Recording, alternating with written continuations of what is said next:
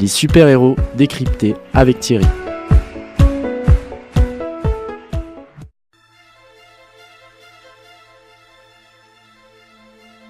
Miss Martian survole Metropolis, quand soudain, une violente tempête de neige s'abat sur la ville. Megan, alias Miss Martian, voit une ombre imposante tomber du ciel. Elle remarque, grâce à sa vision thermique, l'épicentre de cette soudaine tempête et constate qu'il provient d'une forteresse volante. Elle perçoit la présence de son oncle Martian Manhunter à l'intérieur.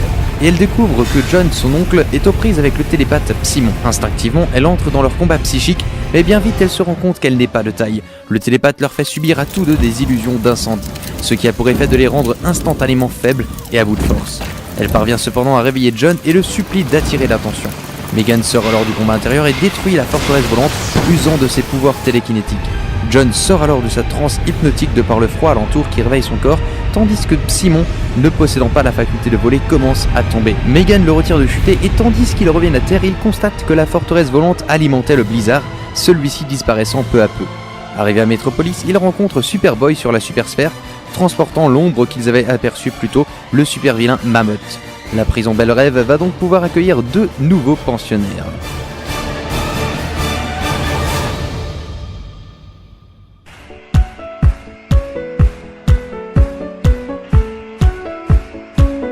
Miss Martian, sous son identité de Megan Morse, a rejoint la Terre et également rejoint l'équipe de la Young Justice aux côtés de Superboy, Robin et consorts. Dans l'univers DC Comics, Megan est une des nombreuses nièces de Martian Manhunter, alias John Jones, membre fondateur de la Justice League. Megan est plutôt naïve, optimiste et cherche toujours à faire le bien autour d'elle. Ne connaissant pas bien les mœurs terriennes, elle abuse parfois de ses pouvoirs psychiques sans en être totalement consciente. La Bible aussi nous parle de combat intérieur, de renouvellement de la pensée, d'intelligence. Et je pense que si nous avions un cœur aussi doux que celui d'une Megan Morse, nous ne serions peut-être pas aussi durs, aussi insensibles. Notre but à chacun personnellement ne doit pas être de sauver le monde. Ce n'est pas notre responsabilité. Imaginez le poids que cela pourrait être.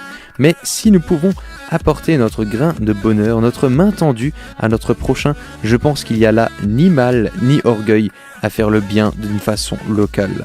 Ce n'est pas notre rôle de porter toute la misère du monde. D'ailleurs, Jésus l'a déjà fait bien avant nous. Et je pense que chacun a son rayon d'action, son appel à accomplir.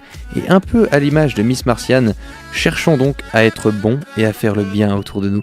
Mais n'oublions pas qu'en tant que chrétiens, nous avons un Père qui nous invite à nous décharger de ce que nous ne maîtrisons pas.